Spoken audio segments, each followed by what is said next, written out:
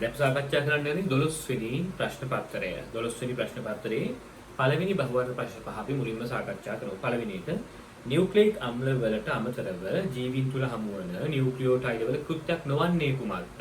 හරි. නියුක්ලියික් අම්ල වල තියෙන නියුක්ලියෝටයිඩ් වලට අමතරව නිදහස් නියුක්ලියෝටයිඩ් තියෙනවානේ. අන්නේ නිදහස් නියුක්ලියෝටයිඩ් වල කාර්යයක් නොවන්නේ මොකද්ද කියලා යහන්නේ.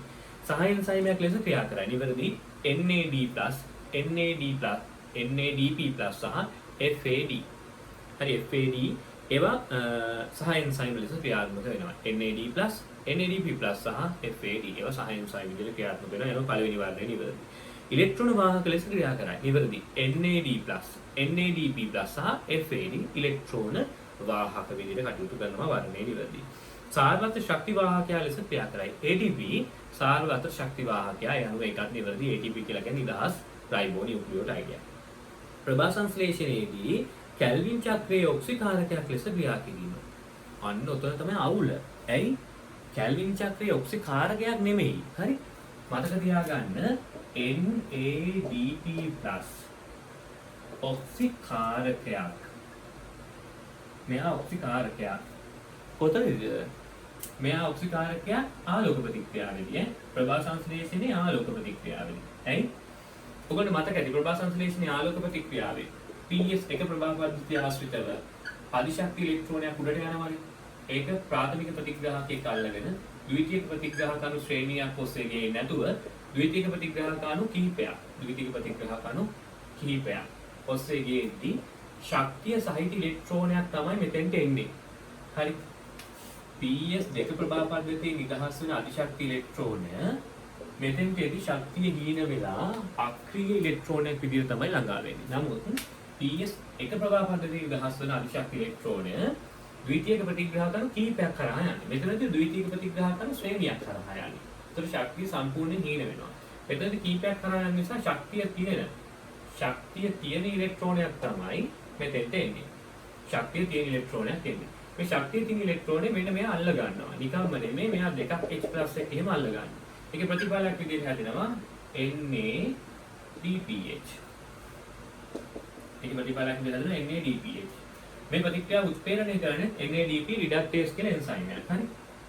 මේක උත්ප්‍රේරණය කරන්නේ NADP රිඩක්ටේස් කියන එන්සයිම් එකක්. එහෙම එන්සයිම් එකක් තමයි NADP රිඩක්ටේස් කියන එන්සයිම් එකක් තමයි මේ ප්‍රතික්‍රියාව උත්ප්‍රේරණය කරන්නේ. එතකොට දරුවෝ මෙතනදී තමයි මෙයා ඔක්සිකාරකයක් වෙන්නේ.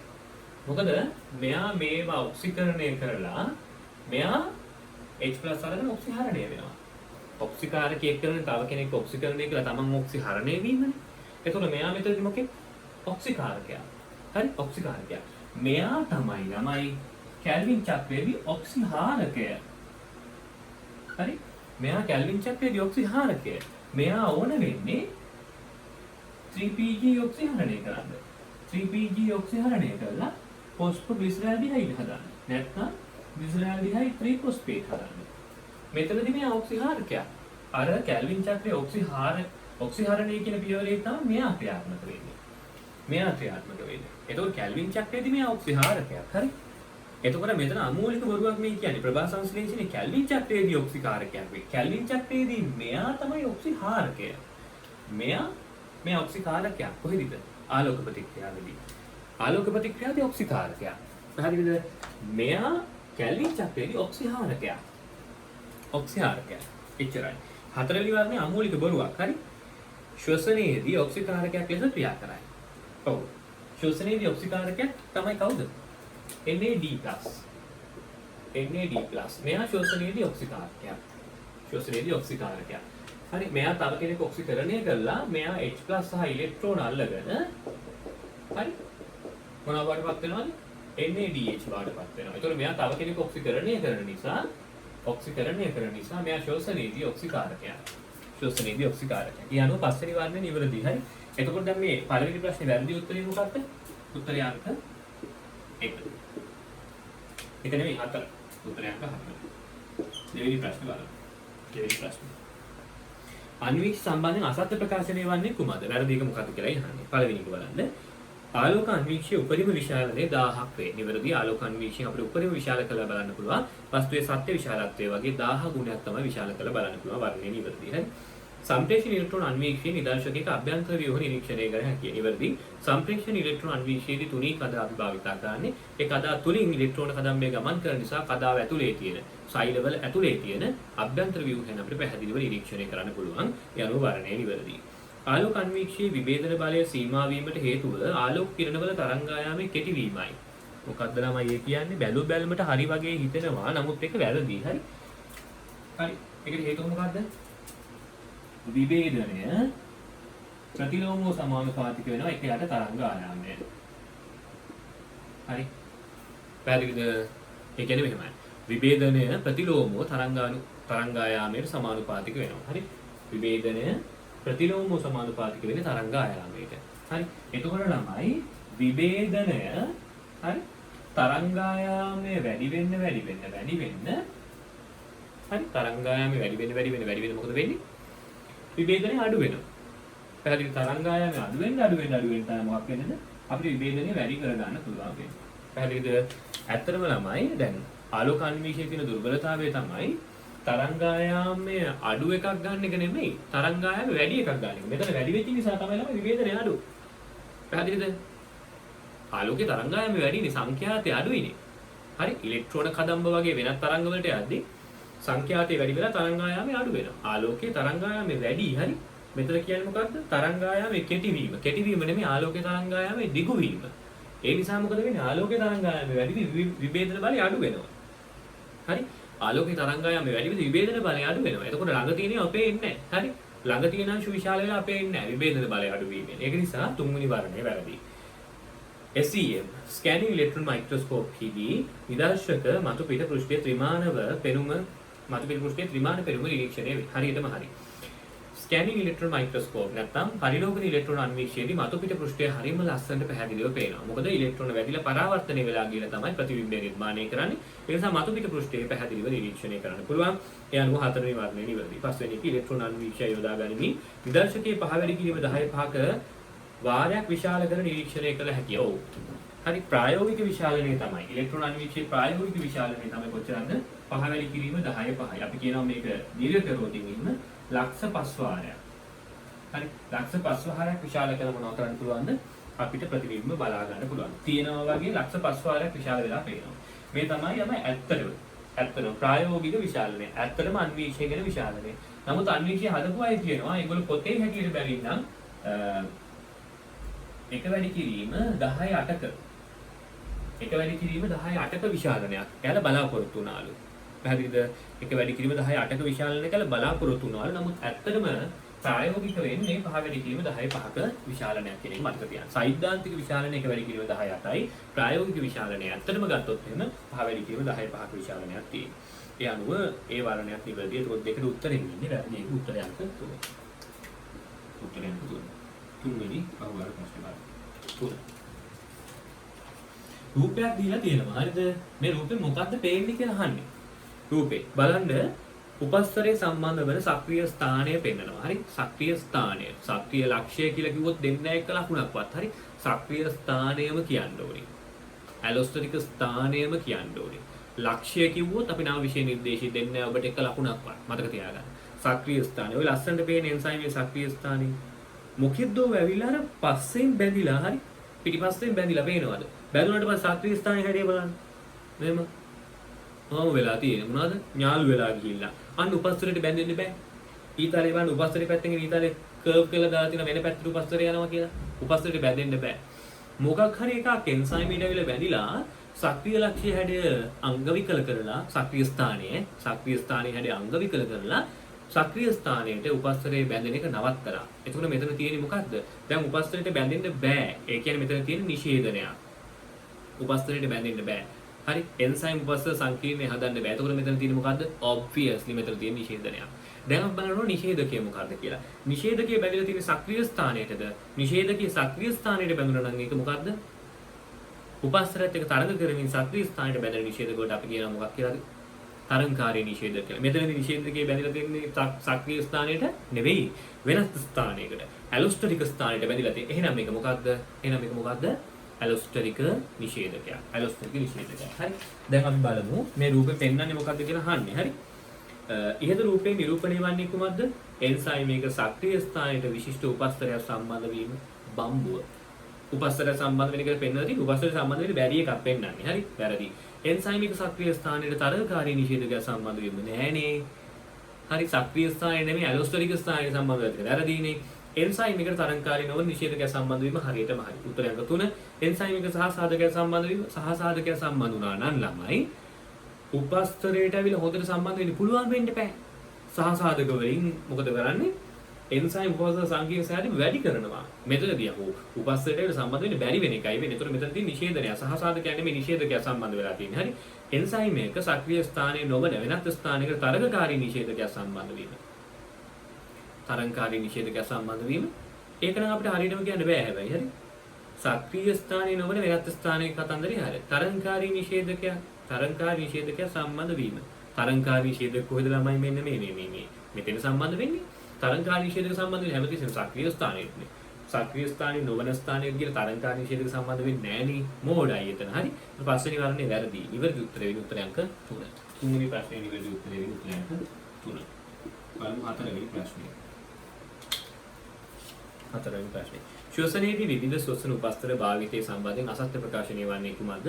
මේදය ග්ලිසරෝල් සහ මේද අම්ල බවට බිඳ වැටෙන අතර මේද අම්ල ඇසිටයිල් සහ එන්සයිම් A ලෙස ශ්වසන යාන්ත්‍රණයට සහභාගී වේ. හරියටම හරි. මේද අම්ල ඇසිටයිල් සහ එන්සයිම් A වලටපත් වෙලා කොහොමද සම්බන්ධ වෙනවද? ක්‍රෙබ් චක්‍ර ප්‍රතික්‍රියාවට සම්බන්ධ වෙනවා. පළවෙනි වර්ණය නිවැරදි. ප්‍රෝටීන ඇමයිනෝ අම්ල බවට බිඳ වැටෙන අතර ඒවා ඍජුවම ඔක්සිකරණය සහ සිට්‍රික් අම්ල චක්‍රයට එකතු වේ. ඍජුවම ඔක්සිකරණයට සහ සිට්‍රික් අම්ල හොඳට මතක තියාගන්න ඍජුවම ඔක්සිකාරක ෆොස්ෆොරයිලීකරණයට සම්බන්ධ වෙන්න බෑ. ඔක්සිකාරක ෆොස්ෆොරයිලීකරණයේ ඔක්කොම තියෙන මොනවද? අධිශක්ති සහ සාධක. අධිශක්ති සංයෝගවල සහ සාධක. NADH සහ FADH2 තියෙන්නේ. ඇමයිනෝ අම්ල වලට ඍජුවම සහභාගී වෙන්න පුළුවන් ඔක්සිකරණයට ඔක්සිකාරක ෆොස්ෆොරයිලීකරණයට බෑනේ. වැරදි. මෙතන අහන්නේ වැරදි එක හරි. તો දෙක වැරදි. ඕල්රෙඩි දෙක වැරදි. කාබෝහයිඩ්‍රේට් බිඳ වැටි සෑදෙන සීනි. ග්ලයිකොලිසිඩේට එකතු වෙයි. හරිනේ. සීනි ග්ලයිකොලිසිඩේට එකතු වෙනවා. නිවැරදි. මේද බිඳ වැටි සෑදෙන ග්ලිසරෝල් ග්ලයිකොලිසිඩේට එකතු වෙයි. නිවැරදි. ග්ලිසරෝල් ග්ලිසරල්ඩිහයිඩ් බවට පත් වෙලා ග්ලිසරල්ඩිහයිඩ් ග්ලයිකොලිසිඩේට එකතු වෙනවා. මොකද ග්ලිසරල්ඩිහයිඩ් 3 ෆොස්ෆේට් කියන එක ග්ලයිකොලිසිඩ් තියෙන එකක්. හරි. ඒ අනුව ග්ලයිකොලිසිඩේට එකතු වෙනවා. ග්ලිසරෝල් ග්ලිසරල්ඩිහයිඩ් බවට පත් වෙලා ග්ලයිකොලිසිඩේට එකතු වෙනවා. වර්ණය නිවැරදි. ප්‍රෝටීන බිඳ වැටි ඇතිවන ඇමයිනෝ අම්ල සමහරක් ඒ අයුරින්ම ග්ලයිකොලිසිඩේට එකතු වේ. ඒ අයුරින්ම ග්ලයිකොලිසිඩේට එකතු වේ. වැරදි. ඇයි? ඇමයිනෝ අම්ල වලට කවදාවත් ඒ අයුරින්ම ග්ලයිකොලිසිඩේට එකතු වෙන්න බෑ. ඇමයිනෝ අම්ල හැමතිස්සෙම මතක තියාගන්න ඕන ළමයි. ඇමයිනෝ අම්ල හැමතිස්සෙම ඒක දැන් මෙහෙම එකක් තියෙනවනේ NH2 කැලලක් තියෙනවා CH එකක් තියෙනවා ආය R එකක් තියෙනවා COOH එකක් තියෙනවා. හැමතිස්සෙම ඇමයිනෝ අම්ල වල මෙන්න මේ කැලල තමයි මොනවා වෙන්නේද ඕනම ප්‍රතික්‍රියාවකට සහභාගී වෙන්නේ. NH2 කැලල NH3 බවට පත් වෙලා ගලවලා ඉවත් කරන්න ඕනේ. කිසිම වෙනසක් වෙන්නේ නැතුව කිසිම ප්‍රතික්‍රියාවකට ඒ කියන්නේ කිසිම වෙනසක් වෙන්නේ නැතුව මේ ශ්වසනයේ තියෙන ග්ලයිකොලිසිඩ් ක්‍රෙබ් චක්‍රයට හෝ ඉලෙක්ට්‍රෝන පරිවහන පද්ධතිය කිසිම තැනකට සම්බන්ධ වෙන්න බෑ ඇමයිනෝ අම්ල වලට මතක තියාගන්න. ඇමයිනෝ අම්ල සම්බන්ධ වෙනවා නම් හොඳට මතක තියාගන්න ඇමයින් කාණ්ඩ ඉවත් කරන්න ඕනේ. මෙතන කියනවා ඒ අයුරින්ම ග්ලයිකොලිසිඩ් එකතු වේ. ඒ අයුරින්ම බෑ. එහෙනම් කොහොමද? ඒ අයුරින් බෑ. වෙනස් වෙලා. ඇමයින් කාණ්ඩ ඉවත් කළා තමයි ග්ලයිකොලිසිඩ් හෝ ක්‍රෙබ් චක්‍රයට සම්බන්ධ වෙන්න ඕනේ. පස්වෙනි වර්ණයත් වැරදි. මෙතන මම 2 සහ 5 කියන දෙකම වැරදි කියලා ගන්නවා. හරි? 2 සහ 5 කියන දෙකම වැරදි කියලා ගන්නවා.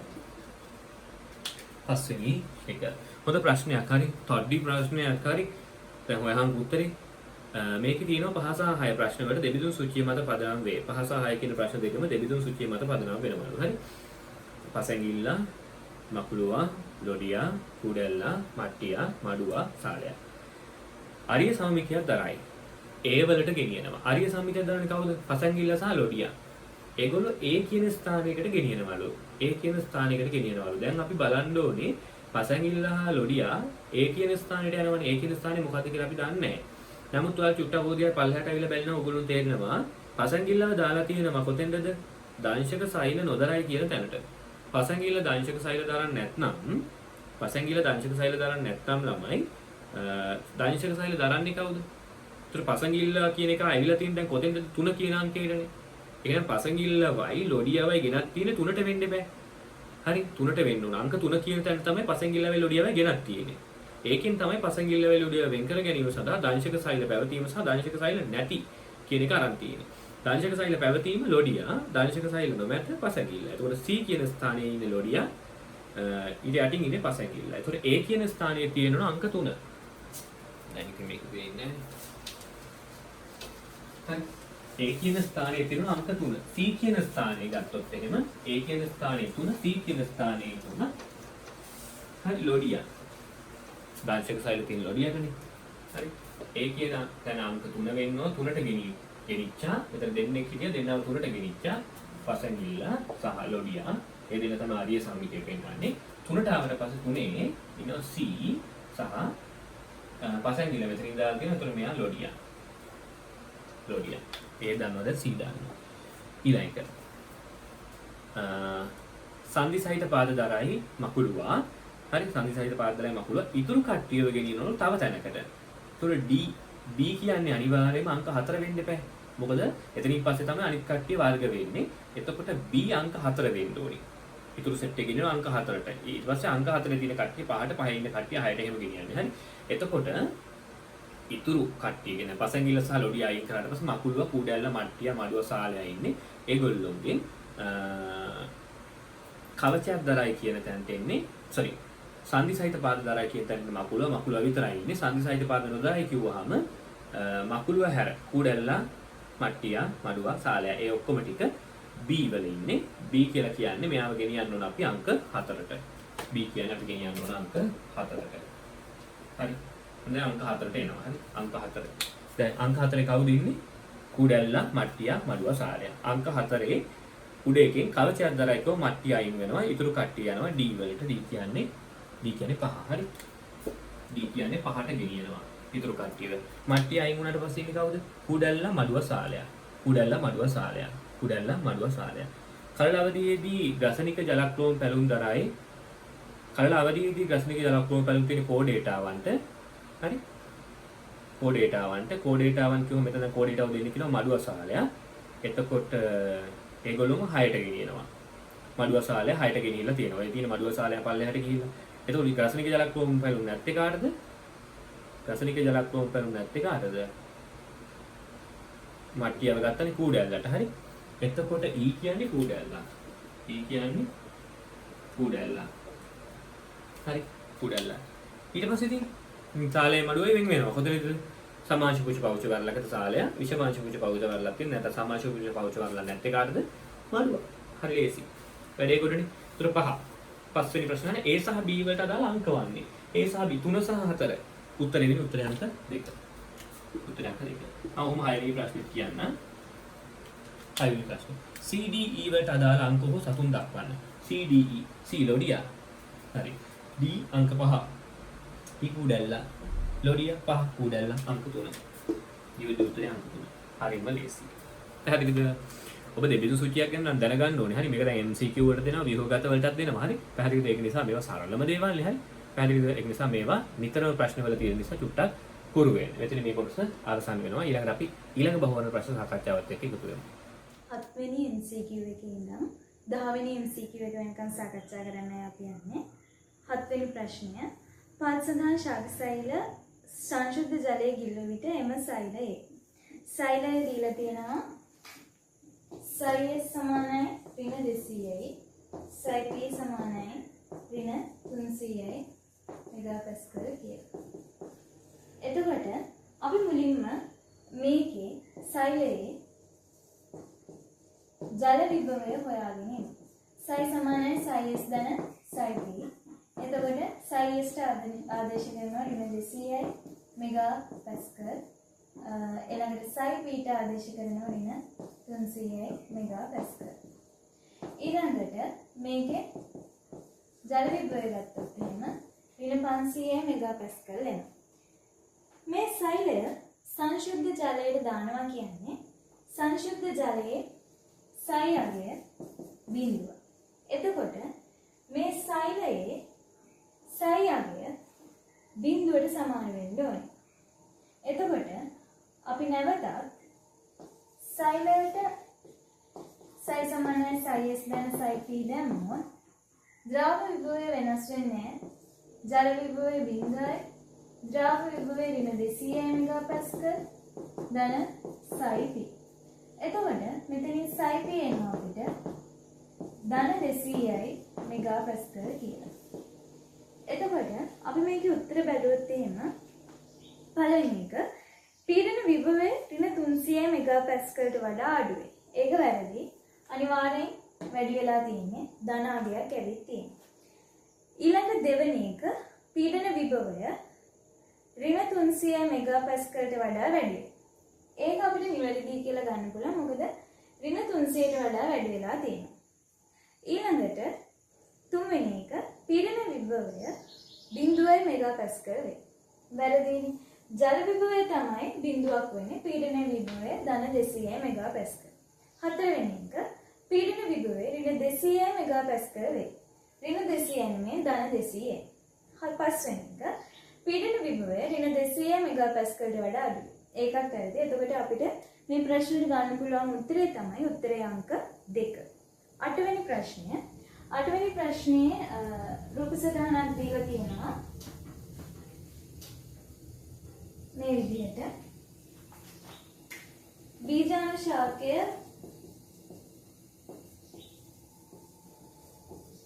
ඊට පස්සේ A කියලා දීලා තියෙනවා. ඒකෙන් පුංජන්මාණු සහ පුංජන්මාණු ශාකය සහ ජායා ජන්මාණු ශාකය කියලා බෙදලා තියෙනවා. එතකොට මේ පුංජන්මාණු ශාකයෙන් පුඤ්ඤාෂ්ටි කියලා ආය නැවත බෙදලා තියෙනවා. ඊට පස්සේ මේ ජායා ජන්මාණු ශාකය C සහ D විදිහට බෙදලා තියෙනවා. එතකොට මේ පුඤ්ඤාෂ්ටියකුයි මේ ජායා ජන්මාණු ශාකයෙන් එන එකකුයි එකතු වෙලා B කියලා ව්‍යුහයක් හදනවා. ඊට මේ පුඤ්ඤාෂ්ටියයි මේ B ව්‍යුහයයි මේ D ව්‍යුහයයි එකතු කරලා නැවත E කියලා ව්‍යුහයක් හදලා දෙනවා. ඒ E ව්‍යුහය F කියලා ව්‍යුහයක් බවට පරිවර්තනය වෙලා තියෙනවා. දැන් මේ chart එක ගැන මුලින්ම බැලුවොත් එහෙම මේකේ පුඤ්ඤාෂ්ටි දෙකක් තියෙනවා. ඒ වගේම ජායා ජන්මාණු ශාකේ දෙකක් තියෙනවා. ඒක එකතු වෙලා තියෙනවා. ඒතකොට මෙතන පෙන්නන්නේ ද්විත්ව සංසේචනය. ද්විත්ව සංසේචනයක් ගත්තොත් එහෙම ද්විත්ව සංසේචනය ආවෘත බීජක ශාක එහෙම නැත්නම් සපුෂ්ප ශාක වලට පොදු ලක්ෂණයක්. එතකොට මේක අනිවාර්යයෙන්ම ආවෘත බීජක ශාකයක පරම්පරාව තමයි පෙන්නලා තියෙන්නේ. එතකොට දැන් මේක ගත්තොත් එහෙම දැන් මේක ආවෘත බීජක ශාකයක් නම් බීජාණු ශාකයේ පුංජන්මාණු ශාකය සහ ජයාජන්මාණු ශාකයට ඇති වෙන්න නම් අනිවාර්යෙන් ඒ ව්‍යුහය පුෂ්පය වෙන්න ඕනේ. ඒ පුෂ්පය වෙන්න ඕනේ. ඊළඟට මේ ජයාජන්මාණු ශාකයේ පුඤ්ඤාෂ්ටියකුයි මොකක් හරි එකතු සංසේචනය වෙලා මෙතන අනිවාර්යෙන් යුක්තාණුව හැදෙන්න ඕනේ. එතකොට මෙතන සංසේචනය වෙන්නේ අණ්ඩසයිඩ්. ඊළඟට මේ තව පුඤ්ඤාෂ්ටි ද්විත්ව සංසේචනයක් වෙන්නේ මෙතන. එතකොට මේක වෙන්න ඕනේ ද්‍රවීය න්‍යාෂ්ටි. ඕගොල්ලෝ දන්නවා ආවෘත බීජක ශාකවල ජායා ජන්මාණු ශාක. එහෙම නැත්නම් අපි ඒකට කියනවා කලල කෝෂය කියලා. ඒක මෙන්න මේ වගේ ව්‍යුහයක්. ද්‍රවීය න්‍යාෂ්ටි දෙකක් තියෙනවා. ඊළඟට මෙතනින් අණ්ඩසෛලය තියෙනවා. අණ්ඩසෛලය වට කරමින් ආධාරක සෛල තියෙනවා. ඊළඟට ප්‍රතිද්‍රව සෛල 3ක් තියෙනවා. එතකොට මුළු සෛල 1 2 3 4 5 6 7ක් තියෙනවා. සෛල 7යි න්‍යාෂ්ටි 8යි. එතකොට මේක අණ්ඩසෛලය නම් පුඤ්ඤාෂ්ටයක් ඇවිත් සංසේචනය කරන්නේ මේ අණ්ඩසෛලය. අනිත් පුඤ්ඤාෂ්ටය ඇවිල්ලා සංසේචනය වෙන්නේ මෙන්න මේ ද්‍රවීය න්‍යාෂ්ටි එක්ක. එතකොට මේ ද්‍රවීය න්‍යාෂ්ටි එක්ක එකතු වෙලා ත්‍රිගුණ භ්‍රූණ පෝෂය හදනවා.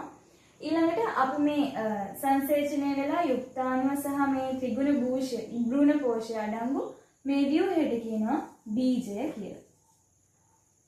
ඔය විදිහට තමයි එන්න ඕනේ. එතකොට දැන් අපෙන් අහන්නේ මේකේ සත්‍ය ප්‍රකාශය. 1. A වලින් සංකේතුවක් B වලින් යුක්තාණුවක් සංකේතවත් කෙරේ. B වලින් යුක්තාණුව හරි මොකද මේ අණ්ඩසෛලය නැත්නම් ජයජන්මාන ශාකයෙන් එන අණ්ඩසෛලයයි පුංජන්මාන ශාකයෙන් එන පුණ්‍යාශ්‍රයයි එකතු වෙලා තමයි යුක්තාණුව හදන්නේ. B හරි. හැබැයි සපුෂ්ප ශාකය එහෙම නැත්නම් ආවෘත බීජක ශාක ගත්තොත් එහෙම ඒකේ තියෙන ව්‍යුහය නැත්නම් ප්‍රජනක ව්‍යුහය තමයි පුෂ්පය කියලා කියන්නේ.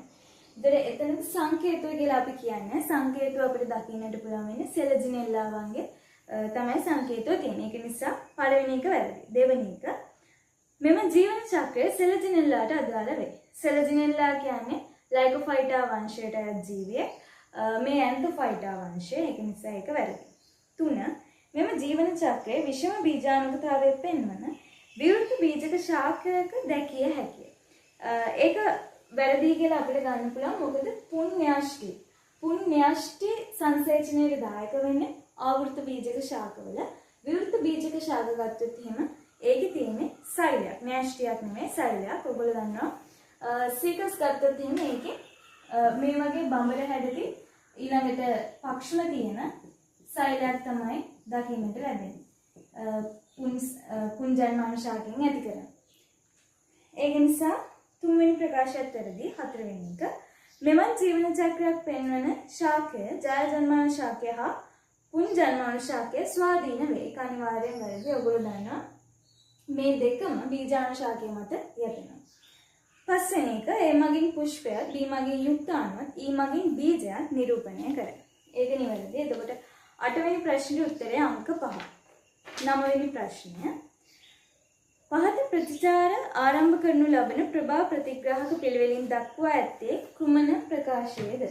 ප්‍රභා රූප ජනනය යටතේදී තමයි අපිට ප්‍රභා ප්‍රතිග්‍රාහක පිළිබඳව කතා කරන්න ලැබෙන්නේ.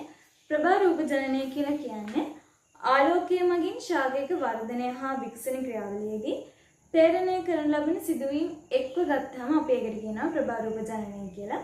එතකොට මේ ප්‍රභා ප්‍රතිග්‍රාහක මගින් නැත්නම් ප්‍රභා රූප ජනනයේදී ශාක වලට ආලෝකය ප්‍රතිග්‍රහණය කරනවා විතරක් නෙමෙයි ඒ වගේම ඊවෘතු හා දින මැනගන්න හැකි වෙනවා. ඒ වගේම ආලෝක සංඥා ආලෝකය ලැබෙන දිශාව ආලෝක තීව්‍රතාව තරංග ආයාමය කියන වර්ණය ශාක මගින් හඳුනා ගන්නවා. එතකොට ප්‍රභා ප්‍රතිග්‍රාහක ප්‍රධාන ආකාර දෙකයි. නිල් ආලෝක ප්‍රතිග්‍රාහක ප්‍රභා ප්‍රතිග්‍රාහක සහ ෆයිටෝක්‍රෝම ප්‍රතිග්‍රාහක. නිල් ආලෝක ප්‍රභා ප්‍රතිග්‍රාහක වලින් කරන්නේ ප්‍රභා වර්ධනය, ආලෝක ප්‍රේරණයෙන් පූටිකා විවර වීම, බීජ පැලය පස මතු පිටට පැමිණි විට ආලෝක ප්‍රේරණයෙන් බීජාදරය දික්වීම නිෂේධනය කිරීම. එතකොට ෆයිටෝක්‍රෝම වල කෘත්‍යයන් තමයි බීජ පරෝහණය සහ සෙවන මගහැරීම. එතකොට අපිට මේකෙදි නිවැරදිව ගලපලා තියෙන එක අහන්නේ. ඒ අනුව උත්තරය අංක 4. 9 වෙනි ප්‍රශ්නෙට උත්තරය එතකොට අංක 4. 10 වෙනි ප්‍රශ්නය පහත දැක්වෙන්නේ ශාක වර්ධක යාමක කීපයක් හා ඒවායේ කෘත්‍යයන් කීපයකි. ගැළපෙන ප්‍රකාශය තෝරන්න. වර්ධක යාමකය තමයි ඒ ඔක්සීන දීලා තියෙනවා. ඔක්සීන ඊළඟට අපි කෘත්‍ය බැලුවොත් එහෙම පළවෙනි එක කඳ දික්වීම උත්තේජනය. බැලුව මේක හරි කියලා ගොඩක් අය ගන්න නැති. ඒ වුණාට ඒක පිළිගන්න බෑ. ඒකට හේතුව තමයි රිසර්ච් බුක් එකේ දීලා තියෙනවා ඔක්සීන යටතේ අඩු සාන්ද්‍රණයකදී කඳ දික්වීම උත්තේජනය කියලා. එතකොට ඔක්සීන වලට අපිට ඒක ගන්න බෑ. ඊට යටින් තියෙන සනාලපටක විභේදනයේ දිරි ගන්නවයි කියන එක අපිට ගන්න පුළුවන් ඔක්සීන යටතේදී. එතකොට ඒ රෝමිලක් අංක 2ත් එක්ක තමයි ගැලපෙන්නේ. ඊළඟට B ගිබරෙලින ගත්තොත් එහෙම ඒක කඳ දික්වීම උත්තේජනය කරනවා. ඒක නිවැරදි. එතකොට B රෝමිලක් අංක 1ට ගැලපෙනවා. ඊළඟට C ඇබ්සිසික් අම්ලය. ඇබ්සිසික් අම්ලය පත්‍ර බුද්ධතාව දිරි ගන්නවා. ඒක නිවැරදි. එතකොට C තුන්වෙනි රෝමිලක් අංකයක ගැලපෙනවා. ඒ වගේම එතිලීන් ගත්තොත් එහෙම එතිලීන් පත්‍ර බුද්ධතාව දිරි ගන්නවා. රිසර්ච් බුක් එකේ තියෙන පත්‍ර වෘද්ධතාව වේගවත් කරයි කියලා. වේගවත් කරයි කියන්නේ දිරිගන්වනවා කියන එකම තමයි. ඊළඟට D සයිටෝකයිනින් පත්‍ර වෘද්ධතාව පමා කරන. එතකොට D වලට ගැලපෙන්නේ රෝමිලක අංග 5. එතකොට E ගත්තොත් එහෙම රෝමිලක අංග 3ටත් ගැලපෙනවා. ඊළඟට 4 වෙනි එකේ කියනවා මුල් හා මූලකේශ වර්ධනයේ දිරිගන්වයි කියලා. ඒක එතිලීන් වල කෘත්‍යයක්. එතකොට E කියන එකට 3 4 දෙකම ගැලපෙනවා. එතකොට ওই විදිහට බලන් ගියාම අපිට 10 වෙනි එකට ගන්න පුළුවන් උත්තරය තමයි උත්තරය අංක. හරි. දැන් අපි මේ 11 වෙනි ප්‍රශ්නයේ සිට 15 වෙනි ප්‍රශ්නය දක්වා ප්‍රශ්න 5 බලමු. මේක 11 වෙනි ප්‍රශ්نين අහනවා පෙන්ටෝස් වල බහු අවයවිකයක් වන්නේ පහ සඳහන් ඒවා අතරින් කවරක්ද කියලා. මේක හරිම පහසු ප්‍රශ්නයක්. හරි. ඔයගොල්ලෝ දන්නවා පිස්ටේ කියලා කියන්නේ පොලිසැකරයිඩ් දෙකක එකතුවක්. හරි. පිස්ටේ තුල ඇමයිලෝස් සහ ඇමයිලෝපෙක්ටින් කියන පොලිසැකරයිඩ් දෙකක් අන්තර්ගත වෙනවා. රේඛීය ඇමයිලෝස් සහ ශාකනීය වූ ඇමයිලෝපෙක්ටින් කියන පොලිසැකරයිඩ් දෙකයි පිස්ටේ තුල තියෙන්නේ. ඇමයිලෝස් උනත් ඇමයිලෝපෙක්ටින් උනත් මේ දෙකම නිර්මාණය වෙන්නේ ඔයගොල්ලෝ දන්නවා හෙක්සෝසීනි වර්ගයට අයිති ග්ලූකෝස් බහු අවයවීකරණය වීමෙන්. දෙක හෙමිසෙලියුලෝස්. පෙන්ටෝස් සීනි බහු අවයවීකරණය වීමෙන් තමයි හෙමිසෙලියුලෝස් නිර්මාණය වෙන්නේ. සෙලියුලෝස් කියලා කියන්නේ හෙක්සෝස් වර්ගයට අයිති ග්ලූකෝස් බහු අවයවීකරණය නිර්මාණය වන පොලිසැකරයිඩයක්. ඉනියුලින් කියලා කියන්නේ හෙක්සෝස් සීනි වර්ගයට අයිති වන ෆ්‍රක්ටෝස් බහු අවයවීකරණය නිර්මාණය වන ජල ද්‍රාව්‍ය එකම පොලිසැකරයිඩය. කයිටින් කියලා කියන්නේ ග්ලූකෝස් ඇමයින් බහු අවයවීකරණය නිර්මාණය වන පොලිසැකරයිඩ ව්‍යුත්පන්නයක්. මේකේ විශේෂත්වය තමයි මේකේ මොනව අන්තර්ගත වෙනවද? නයිට්‍රජන් අන්තර්ගත වෙනවා. මේක තමයි නයිට්‍රජන් අඩංගු එකම පොලිසැකරයිඩ ව්‍යුත්පන්නය. ඒ අනුව ඔයගොල්ලෝ තේරෙන්න ඕන පහසුවෙන් උත්තරේ ගන්න පුළුවන් මෙතන පෙන්ටෝස් වල බහු අවයවිකය වෙන්නේ හෙමිසෙලියුලෝස්. ඒ අනුව උත්තරේ වෙන්නේ උත්තරේ අංක 2. උත්තරේ අංක 2. 12 වෙනි ප්‍රශ්නය බලමු. ජීවීන් සතු ලාක්ෂණික ලක්ෂණ පිළිබඳව පහතකිනම් ප්‍රකාශය නිවැරදිද කියලා යහන්නේ. මෙතන අහන්නේ නිවැරදි ප්‍රකාශනය. හරි. පළවෙනි එක ජීවීන් තුළ සිදුවන සියලුම රසායනික ක්‍රියාවල සමස්තය සංවෘත්තීය ලෙස හඳුන්වයි. මෙතන සංවෘත්තීය නෙවෙයි ළමයි මේක පරිවෘත්තීය කියලා තිබ්බනම් මේක නිවැරදි. හරි. අනිත් එක මෙතනත් වැරදි. හරි.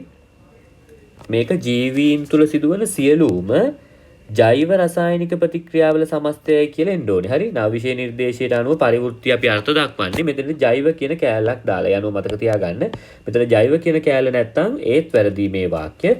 රිසෝස් බුක් එකේ මේ වැරද්ද කරලා තියෙනවා ජීවීන්ගේ රසායනික ශෛලිය පදනමට කලින් ජීව විද්‍යාව හැඳින්වීම කියන කොටසේදී.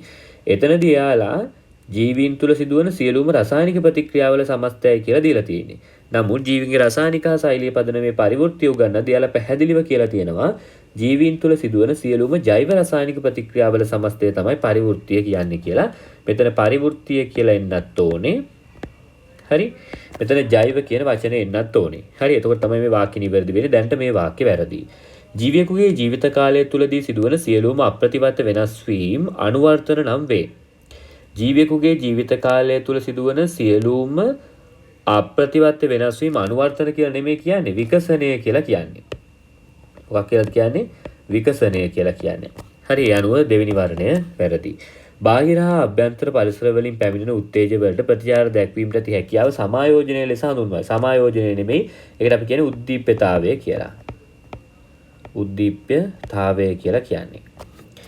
ප්‍රවේණික ද්‍රව්‍යවල සිදුවන විකරණ වලට අනුකූලව කාලයත් සමග ජීවීන්ට වෙනස් වීමට ඇති හැකියාවට අපි කියනවා පරිණාමය කියලා.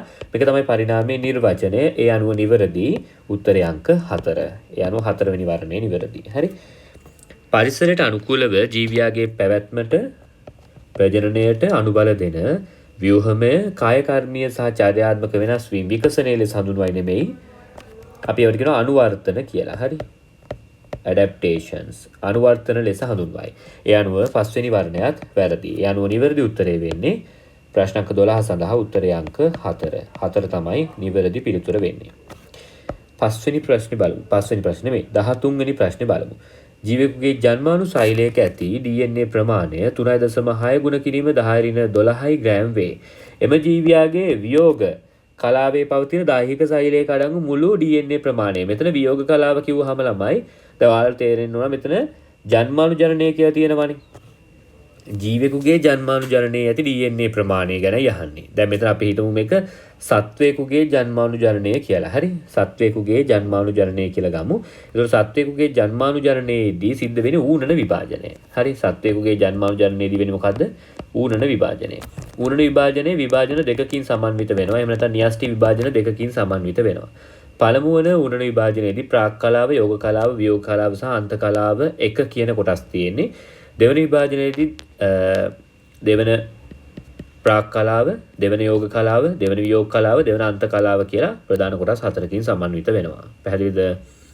ඒ අනුව දැන් මෙතන ගත්තොත් එහෙම දරුවෝ දැන් මෙතන ජන්මානුවක් හැදෙන්න නම් මොකද වෙන්න ඕන? පළවෙනි වියෝග කලාව හරහාත් යන්න ඕන. දෙවෙනි වියෝග කලාව හරහාත් යන්න ඕන. දැන් මෙතන අහන්නේ පළමු යෝග කලාව කියලා අපි ගමු. හරි? එතකොට පළමු යෝග කලාවේදී න්‍යෂ්ටිය දෙකට බෙදලා සෛල දෙකක් බවට පත් වෙනවා. දෙවන වියෝග කලාවේ දැන් න්‍යෂ්ටි විභාජන දෙකක් වෙනවානේ. න්‍යෂ්ටි විභාජන දෙකටම පස්සේ තමයි ජන්මානු සෛලය නිර්මාණය වෙන්නේ. එතකොට මේ ජන්මානු සෛලය කොච්චරක් තියෙනවා කියලාද කියන්නේ? මෙතන 3.6ක් තියෙනවලු. මම ඒක ලොක් කරලා ගන්න. ජන්මානු සෛලය මෙතන තියෙනවලු 3.6ක්. මෙතන තියෙනවා නම් 3.6ක්, මෙතනත් තියෙනවා 3.6ක්. හරි? ඒතර මේ දෙකේ එකතුව තමයි මෙතන තියෙනවා නම් 7.2ක්. පැහැදිලිද? මෙතන 7.2ක් තියෙනවා, මෙතන 7.2ක් තියෙන්න ඕනේ. ඒ අනුව මේ මූලික සෛලයේ කොච්චරක් තියෙනවද? ඒ වගේ දෙගුණයක්, ඒ කියන්නේ 14.4ක් අන්තර්ගත වෙන්න ඕනේ. ඒ අනුව දැන් මේ ප්‍රශ්නෙට අනුව ගත්තොත් එimhe ජීවියෙකුගේ ජන්මානු සෛලයක ඇති DNA ප්‍රමාණය 3.6 වැඩි කිරීම 10 වේ. එම ජීවියාගේ වියෝග කලාව 1 පවතින දාහික සෛලයක අඩංගු මුළු DNA ප්‍රමාණය කොච්චරද කියලා අහන්නේ. ඒතකොට වියෝග කලාව 1 කියන අවස්ථාවේ තියෙන දාහික සෛලයක තියෙන මුළු DNA ප්‍රමාණය 14.4 වැඩි කිරීම 10 ග්‍රෑම් වෙනවා. යන උත්තරේ වෙන්නේ උත්තරේ අංක 3. දැන් මෙතන දෙවන වියෝග කලාව කියලා අහුවනම් අපිට මේ සෛලය ගන්න වෙන්නේ. එහෙම වුණොත් 7.2ක් තමයි උත්තරේ එන්නේ. හරි? දැන් මෙතන අපි 1 කියලා හදාගෙන ඒ විදිහට උත්තරේ ගමු. හරි?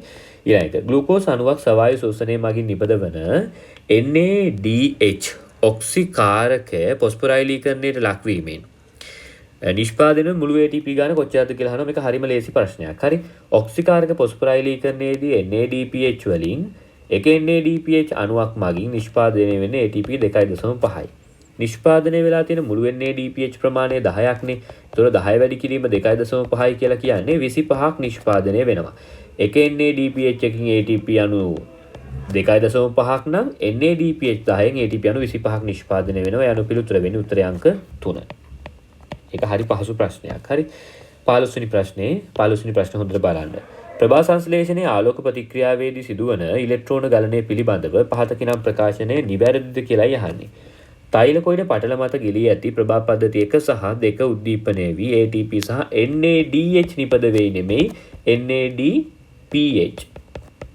NADPH නිපද වෙයි. ඒ අනුව පළවෙනි වර්ණය වැරදි. ජලයේ ප්‍රභා විච්ඡේදනයේ නිදහස් වන ඉලෙක්ට්‍රෝන ප්‍රභා පද්ධති 2හි P700 උදාසීන කරයි. බම්බුව ප්‍රභා පද්ධති 2කේ P700ක් නැහැනේ. P680 තියෙන්නේ. ප්‍රභා පද්ධති 1 තමයි P700 තියෙන්නේ. අනුව දෙවෙනි වර්ණය වැරදි. එන්සයිම් උත්පේරිත නොවන ප්‍රතික්‍රියා මගින් ජලයේ විච්ඡේදනය වී එහි ප්‍රතිඵලයක් ලෙස O2 සහ H+ ඉලෙක්ට්‍රෝන නිදහස් කරයි. මෙතන එන්සයිම් උත්පේරණ නොවන කියන එක තමයි වැරදි. එන්සයිම් උත්පේරණ ප්‍රතික්‍රියාවක් කරහා තමයි ජලය බිඳ වැටෙන්නේ. NADPH ඔක්සිහරණ ක්‍රියාවලිය NADP රිඩක්ටේස් එන්සයිමය මගින් උත්පේරණය වේ. මෙතනත් වැරදි. NADP+ ඔක්සිහරණ ක්‍රියාවලිය වෙන්න ඕනේ. NADPH ඔක්සිහරණ ක්‍රියාවලිය නෙමෙයි. ඒක ඕල්රෙඩි ඔක්සිහරණය වෙලානේ තියෙන්නේ. ආයෙත් ඒක ඔක්සිහරණය වෙන්න දෙයක් නැහැ. NADP+ ඔක්සිහරණ ක්‍රියාවලිය තමයි NADP රිඩක්ටේස් කියන එන්සයිමය මගින් උත්පේරණය කරන යන මේ වර්ණයත් වැරදි. චක්‍රීය ඉලෙක්ට්‍රෝන ගලණයේදී ATP සෑදෙන අතර NADPH සෑදීමක් සිදු නොවේ. හරියටම හරි. චක්‍රීය ඉලෙක්ට්‍රෝන ගලණය සිද්ධ වෙන්නේ ප්‍රභා පද්ධති 1 ආශ්‍රිතව. හරි? ප්‍රභා පද්ධති 1 ආශ්‍රිතව. PS1 කියන ප්‍රභා පද්ධතිය ආශ්‍රිතව. මේ ප්‍රභා පද්ධතියේ නිදහස් වන මේ ප්‍රභා පද්ධතිය ඔයාලා දන්නවා ආලෝකපාල අවශෝෂණ සංකීර්ණය සහ ප්‍රතික්‍රියා මධ්‍යස්ථාන සංකීර්ණය කියලා එකක් තියෙනවා. මේ ප්‍රතික්‍රියා මධ්‍යස්ථාන සංකීර්ණේ P700. හරි? P700 කියලා විශේෂිත ක්ලෝරොෆිල් A අණුවක් අන්තර්ගත වෙනවා. හරි? අනිකුත් අණු වලින් අවශෝෂණය කරගත්තු සූර්යාගේ සූර්ය ශක්තිය මෙන්න මේ P 700 කියන ක්ලෝරොෆිල් අණුව ළඟා වුණාට පස්සේ අධිශක්ති ඉලෙක්ට්‍රෝනය නිදහස් කරනවා. මේ අධිශක්ති ඉලෙක්ට්‍රෝනය තමයි ළමයි රවුමේ කැරකිලා ආපහු මෙතෙන්ටම එන්නේ. පැහැදිලිද? ඒ අණුව රවුමේ කැරකිලා මේක එන්නේ ආපහු එතෙන්ටමයි. ඒ කියන්නේ ඒ ප්‍රභා පද්ධතියටමයි එන්නේ. හරි? මම සරලව මේ විදිහට අඳින්නම් ඔයගොල්ලන්ට. රවුමේ කැරකිලා නැවත මෙයා එන්නේ මෙතෙන්ට. එතකොට මේක ආයේ මෙහෙම ගිහිල්ලා ආයේ එන්නේ මෙතෙන්ටමයි. හරි? මෙහෙම රවුමේ කැරකි මේ ඉලෙක්ට්‍රෝනය තියෙනවා. මේ ඉලෙක්ට්‍රෝනය මෙතනමයි තියෙන්නේ. මෙතනින් කොහෙටවත් එහාට මෙහාට යන්නේ නැහැ. ඒ අනුව මේක රවුමට කැරකි තියෙන නිසා මේකට අපි කියනවා චක්‍රීය ඉලෙක්ට්‍රෝන හෝමාරුව කියලා. මෙතනදී මොනවද නිෂ්පාදනය වෙනවද? ATP නිෂ්පාදනය වෙනවා. හරි? ඒ හැර වෙන කිසිම දෙයක් නිෂ්පාදනය වෙන්නේ නැහැ. ඒ අනුව පස්වෙනි වර්ණය නිවැරදි. 15 වෙනි ප්‍රශ්නෙට නිවැරදි උත්තරය වෙන්නේ උත්තරය අංක 5. හරි දැන් සාකච්ඡා කරන්න යන්නේ 12 වෙනි ජීවිත ප්‍රශ්න පත්‍රය. මේකේ 16 වෙනි ප්‍රශ්නේ බලමු දැන්. 16 වෙනි ප්‍රශ්නෙන් අහන්නේ ජීවීන් සතු ලාක්ෂණික ලක්ෂණ කිහිපයක් පහළ දැක්වේ. ලක්ෂණ දීලා තියෙනවා විෂමපෝෂී වේ හැඩය හා පෘෂ්ඨ සලකුණු අනුව විශාල විදග්ධයක් ඇත. රන්වන් දුඹුරු පැහැතිය වායුගෝලීය නයිට්‍රජන් තිර කළ හැක සෛලබිත්ති සංඝටක ලෙස සෙලියුලෝස් සහ පෙක්ටින් ඇත. එතකොට ඉහත ලක්ෂණ අතරින් සෛලබිත්තියක් ඇති ඒකසෛලික ප්‍රොටිස්ටාවන් පෙන්වන ලක්ෂණ වන්නේ මොනවාද කියලා යහන්නේ. හරිද? අපිට මේ කතා කරන ප්‍රොටිස්ටාවන් අතරින් ඒකසෛලික ප්‍රොටිස්ටාවන් හම් වෙන්නේ යුග්ලිනා, පැරමීසියම්, ඇමීබා සහ ඩයටම් කියන අයනේ. එතකොට යුග්ලිනා සහ පැරමීසියම්ගේ සෛලබිත්ති නැහැ. චවිකාවක් මගින් මේ දේහය ආවරණය වෙන්නේ. ඊගාට ඇමීබා ගත්තත් එයාගේ සෛලබිත්තියක් නැහැ. ප්ලාස්ම පටලය මගින් දේහය ආවරණය වෙන්නේ. එතකොට සෛලබිත්ති තියෙන ඒකසෛලික ජීවීන් ඉදිරියට අපිට හම්බ වෙන්නේ ඩයටම්. එහෙනම් මේ අහන්නේ මේ ප්‍රශ්නෙන් ඩයටම් ගැන. එතකොට ඩයටම් පෙන්වන ලක්ෂණ වෙන්නේ මොනවද කියලා යහන්නේ මේකෙන්. එතකොට විෂමපෝෂී කියන එක ගැලපෙන්නේ නැහැ. මොකද මෙයාලා ප්‍රබල සංශ්ලේෂී නිසා.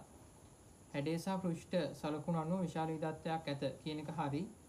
රන්වන් දුඹුරු පැහැති කියන එක හරි. ඊගාට වායුගෝලීය නයිට්‍රජන් තිර කළ හැක. එතකොට ඒක වැරදිනේ කොහොමත් කිසිම ශූන්‍යාෂ්ටකයකට වායුගෝලීය නයිට්‍රජන් තිර කරන්න බෑ. එහෙනම් D කොහොමත් වැරදි.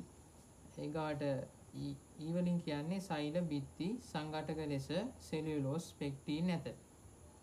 ඒක හරි. සෙලියුලෝස් පෙක්ටින් සහ සිලිකා කියන මේ තුනම තියෙනවා මෙයාලගේ සෛල බිත්තියේ. එතකොට BCE කියන උත්තරේ අපිට මේකෙදි ගන්න පුළුවන් වෙනවා. BCE කියන උත්තරේ තියෙන්නේ 4 වෙනි වර්ණයේදී. එහෙනම් 16 වෙනි ප්‍රශ්නේ දෙන්නේ 4 වෙනි වර්ණය. ඊගාට 17 වෙනි ප්‍රශ්نين අහන්නේ දිලීර වංශවල ලාක්ෂණික ලක්ෂණ හා අදාළ උදාහරණ ජීවියා වැරදි ලෙස ගලපා ඇත්තේ පහත සඳහන් කවරක්ද? එතකොට මුල්ම ලක්ෂණය අස්කඵල. හරිද? අස්කඵල හැදෙන්නේ එස්කුමෝගොඩ වංශයෙන්. එහෙනම් පෙනිසිලියම්. පෙනිසිලියම් කියන උදාහරණය හරි. එතකොට පෙනිසිලියම් අයිති වෙන්නේ එස්කුමෝගොඩ වංශයටනේ. ඊගාට දෙවෙනි එක ආවාර සහිත ද්වින්‍යෂ්ටික සූත්‍රිකා. ආවාර සහිත ද්වින්‍යෂ්ටික සූත්‍රිකා හදනවා බැසිඩියෝමයිකොටා වංශයේත් ඇති වෙනවා. ඒ වගේම තමයි එස්කුමයිකොටා වංශයේත් ඇති වෙනවා. එතකොට ඇගරිකස් බැසිඩියෝමයිකොටා වංශයෙන් උදාහරණයක්. එතකොට මේ දෙවෙනි සම්බන්ධයත් ගැලපෙනවා. අනිවැරදි. ඊගාට තුන්වෙනි එක සංයෝගාණුව දීලා තුන් උදාහරණය රයිසෝපස්. එතකොට සංයෝගාණුව හැදෙන්නේ සයිගොමයිකොටා වංශයේ ලිංගික ප්‍රජනනයේදී. එතකොට සයිගොමයිකොටා වංශයෙන් අපි ගන්න උදාහරණ දෙක තමයි මියුක සහ රයිසෝපස්. එතකොට තුන්වෙනි ප්‍රකාශය සම්බන්ධයෙන් ගැලපෙනවා. ඊගොල්ල හතරවෙනි එක කශිකාදර චල බීජාණු. කශිකාදර චල බීජාණු දකින්න ලැබෙන්නේ කයිට්‍රිඩියෝමයිකොටා වංශයෙන්. එතකොට කයිට්‍රිඩියම් මෙතන C අකුරක් තියෙන මේ කයිට්‍රිඩියම් කියන උදාහරණ දීලා තියෙනවා යාලා. එතකොට හතරවෙනි එකත් ගැලපෙනවා. එතකොට පස්වෙනි එක දීලා තියෙන්නේ කොනිඩි බීජාණු මියුක කියලා. කොනිඩි බීජාණු කියලා කියන්නේ එස්කුමයිකොටා වංශයේ අලිංගික ප්‍රජනනයේදී හැදෙන බීජාණු වලට. එතකොට මියුක කියලා කියන්නේ එස්කුමයිකොටා වංශය නෙමෙයි. එයා සයිගොමයිකොටා වංශයේ කෙනෙක්. නිකන් නොගැලපෙන සම්බන්ධය වෙන්නේ පස්වෙනි එක. ඊගාට 18 වෙනි ප්‍රශ්නේ බලමු. ශාක දේහයේ පැවතිය හැකි ව්‍යුහ කිහිපයක් පහත දැක්වේ. හරිද? එතකොට ව්‍යුහ දීලා තියෙනවා. ඒකෙන් ඊගාට අහනවා ඉහත ව්‍යුහ අතරින් දුරස්තර සෛල පිහිටන ද්විබීජපත්‍රී ශාකයක කොටස් වන්නේ මොනවාද කියලා අහනවා. හරිද? එතකොට සෛලම් පාටකයේ ගත්තාම සෛලමීය තන්තු තියෙනවා. එතකොට තන්තු කියලා කියන්නේ දුරස්තර සෛලනේ. ඊගාට මජ්ජාව කියන එකේදී දුරස්තර සෛල දකින්න ලැබෙන්නේ නැහැ. ඊගාට ෆ්ලෝයම් පටකය ගත්තත් ෆ්ලෝයමේ තන්තු තියෙනවා. එහෙනම් දුරස්තර සෛල තියෙනවා. පත්‍රවල සනාල කලාප වටා වූ කලාප කොපුව. හරිද? ඒතකොට කලාප කොපුවේ තියෙන දුරස්තර සෛල නෙමෙයි. ඒවා සජීවී සෛලනේ. ඊගාට ඊවලින් කියන්නේ ප්‍රාථමික කඳක බාහිකය. හරිද? ප්‍රාථමික කඳක බාහිකයේත් මේ දුරස්තර සෛල දකින්න ලැබෙනවා අපිට. එතකොට දැකිය හැකි කොටස් විදිහට ගන්න පුළුවන් සෛලම් පටකය, ෆ්ලෝයම් පටකය සහ ප්‍රාථමික කඳක බාහිකය කියන කොටස් තුනම. ACE කියන උත්තරේ තමයි එතකොට එන්නේ 18ට. ඒ කියන්නේ ACE කියන උත්තරේ තියෙන්නේ 4 වෙනි වර්ණයේ. ඊගා 19 වෙනි එක ශාකවල වර්ධන ක්‍රියාවලිය සම්බන්ධව පහත ප්‍රකාශන අතරින් සත්‍ය වන්නේ කුමක්ද? 1. අන්තරස්ථ විභාජකවල ක්‍රියාව හේතුවෙන් ශාකයක ප්‍රාථමික වර්ධනය සිදුවිය හැක. හරිද? ප්‍රාථමික වර්ධනය කියලා කියන්නේ ශාකයේ උසින් වැඩි වෙනවා කියන එක තමයි ප්‍රාථමික වර්ධනය කියලා කියන්නේ. එතකොට විභාජක පටක වර්ග 3 ගත්තාම තියෙන්නේ අග්‍රස්ථ විභාජක, අන්තරස්ථ විභාජක සහ පාර්ශ්වික විභාජක කියලානේ. මේ වගේ අග්‍රස්ථ විභාජක සහ අන්තරස්ථ විභාජක කියන දෙකම ශාකයේ ප්‍රාථමික වර්ධනය සඳහා දායක වෙනවා. එතකොට මේකේ මේ පළවෙනි ප්‍රකාශනය නිවැරදි. ඊගාවට දෙවෙනි එකෙන් කියන්නේ සියලුම විවෘත බීජක හා ද්විබීජපත්‍රී ශාක විශේෂවල ද්විතීක වර්ධනය සිදුවේ. හරි මේකේ සියලුම විවෘත බීජක ශාක කියන එක හරියි. නමුත් සියලුම ද්විබීජපත්‍රී ශාකවල නම් ද්විතීක වර්ධනය දකින්න ලැබෙන්නේ නැහැ. බොහෝ ද්විබීජපත්‍රී ශාකවල තමයි ද්විතීක වර්ධනය තියෙන්නේ. බොහෝ ද්විබීජපත්‍රී ශාකවල සියලුම නෙමෙයි. ඒ නිසා මේ දෙවෙනි එක වැරදි. තුන්වෙනි එකෙන් කියන්නේ පෘෂ්ඨීය ශාකවල ප්‍රාථමික වර්ධනය හා ද්විතීක වර්ධනය එකවර සිදු නොවේ. හරි මේක කාෂ්ඨීය ශාක කියලා එන්න ඕනේ. ඒතකොට කාෂ්ඨීය ශාකවල ප්‍රාථමික වර්ධනයයි ද්විතීක වර්ධනයයි එකවර සිද්ධ වෙන්නේ නැහැලු. හරි ඒක වැරදි. මේකේ කාෂ්ඨීය ශාකයක තියෙන ලපටි කොටස් වල ප්‍රාථමික වර්ධනය සිද්ධ වෙනවා. ප්‍රාථමික වර්ධනයේ නැවතිලා තියෙන කොටස් වල ද්විතීක වර්ධනය එනවා. එතකොට ශාකයේ මේ කාෂ්ඨීය ශාකයේ එකම මේ වෙලාවේදී අර ලපටි කොටස් ප්‍රාථමික වර්ධනය වෙන ගමන්ම ප්‍රාථමික වර්ධනයේ නැවතිලා තියෙන අනිකුත් කොටස් ද්විතීක වර්ධනයට භාජනය වෙනවා. එතකොට එකවර සිදු වෙන්න පුළුවන් මේ ද්විතීක වර්ධනය සහ ප්‍රාථමික වර්ධනය කියන දෙකම. ඊගාට 4 වෙනිකින් කියන්නේ පාර්ශ්වික විභාජක හේතුවෙන් කඳ දික්කින් වැඩිවීම සිදුවේ. හරි පාර්ශ්වික විභාජක නිසා සිදුවෙන්නේ කඳේ විස්කම්භය වැඩි වෙන එකනේ. දිග වැඩි වීම නෙමෙයි. පස්වෙනි එක ශාක තම ජීවිත කාලය පුරා නිශ්චිත වර්ධනයක් සිදු කරයි. හරි ශාකවල වර්ධනය අනිශ්චිත වර්ධනයක් කියලා කියන්නේ නිශ්චිත නැහැ. එහෙනම් මේකෙදි සත්‍ය වෙන්නේ 19ට පළවෙනි එක. ඊගාට 20 වෙනි ප්‍රශ්නේ බලමු. ජලීබ සංකල්පය පිළිබඳ ප්‍රකාශ කිහිපයක් පහත් දැක්වේ. ඒ වගේ සත්‍ය ප්‍රකාශය තමයි අහන්නේ. ඒ වලින් කියන්නේ ද්‍රව්‍ය සාන්ද්‍රණය මෙන්ම භෞතික පීඩනයද ජල විභවය කෙරෙහි බලපාන සාධක වේ. ඒක හරියනේ කොහොමද ජල විභව සමීකරණෙත් තියෙනවානේ. ψs සහ ψp මත මේක නදා පවතිනවානේ. ඒ කියන ප්‍රකාශය නිවැරදි. එතකොට ඊගාට B වලින් කියන්නේ ද්‍රාවණයක ද්‍රව්‍ය සාන්ද්‍රණය වඩාත් වැඩි කරන විට ද්‍රව්‍ය විභවය අඩු ඍණාගයක් කරා ගමන් කරයි. හරි ද්‍රව්‍ය සාන්ද්‍රණය වැඩි කරනවා කියලා කියන්නේ ද්‍රව්‍ය විභවයේ ඍණාගය වැඩි වෙනවා කියන එක. අඩු වෙන්නේ නැහැ. හරිද? ඒතකොට B කියන ප්‍රකාශය වැරදි.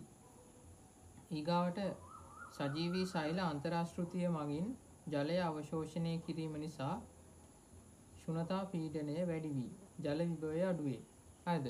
ශුන්‍යතා පීඩනය වැඩි වෙනවා කියනමයි ψp වැඩි වෙනවා කියන එකනේ. ඒතකොට ψp වලින් ජල විභවයට තියෙන්නේ ධන බලපෑමක්. ඒ කියන්නේ ψp වැඩි වෙනවා ජල විභවයත් වැඩි වෙන්න ඕනේ. හරිද? එතකොට ශුන්‍යතා පීඩනය වැඩි වෙලා ජල විභවය අඩු වෙනවා කියලා කියන නිසා මේක වැරදි. ජල විභවයත් වැඩි වෙන්නයි ඕනේ. ඊගාවට සංශුද්ධ ජලයේ ගිල්වා ඇති සෛලයකට ψp සඳහා ලබාගත හැකි උපරිමගය සෛලයේ ψs ට සංඛ්‍යාත්මකව සමාන වේ. හරිද? ඒක හරිනේ සංශුද්ධ ජලයේ ගිල්ලනවා කියලා කියන්නේ ඔය සෛලය දැන් සංශුද්ධ ජලයේ ජල විභවය අපි දන්නවා සම්මත තත්ත්වයටදී මෙගාපැස්කල් 0.යිනේ. එහෙනම් සංශුද්ධ ජලයත් එක්ක ওই සෛලය සමතුලිත වෙන්න ඕනනේ. එහෙනම් අවසාන වශයෙන් සෛලයේ ජල විභවය මෙගාපැස්කල් 0ක් වෙන්න ඕනි. හරිද? අවසාන වශයෙන් සෛලයේ ජලයේ ප්‍රවේගය මෙගාපැස්කල් 0ක් වෙන්න ඕනනේ. එහෙනම් මේ පැත්ත ඉතුරු වෙන්නේ ψs සහ ψp නේ. හරිද? එතකොට මෙතන ψs වලට එන්නේ ඍණාගයක්, ψp වලට එන්නේ ධනාගයක්. එතකොට මේ ψs වලට එන ඍණාගයයි ψp වලට ලැබෙන ධනාගයයි සමාන වුණොත් තමයි ඒ දෙන්නගේ එකතුව බිඳුවක් වෙන්නේ. හරිද? එහෙනම් ψp සඳහා ලබාගත හැකි උපරිමගය සෛලයේ ψsට සංඛ්‍යාත්මකව සමාන වේ කියන d කියන ප්‍රකාශය හරි. එතකොට මේකෙදි සත්‍ය ප්‍රකාශ විදිහට a හා d කියන දෙක ගන්න පුළුවන්. ඒ කියන්නේ 20ට එන්නේ දෙවෙනි වර්ණය.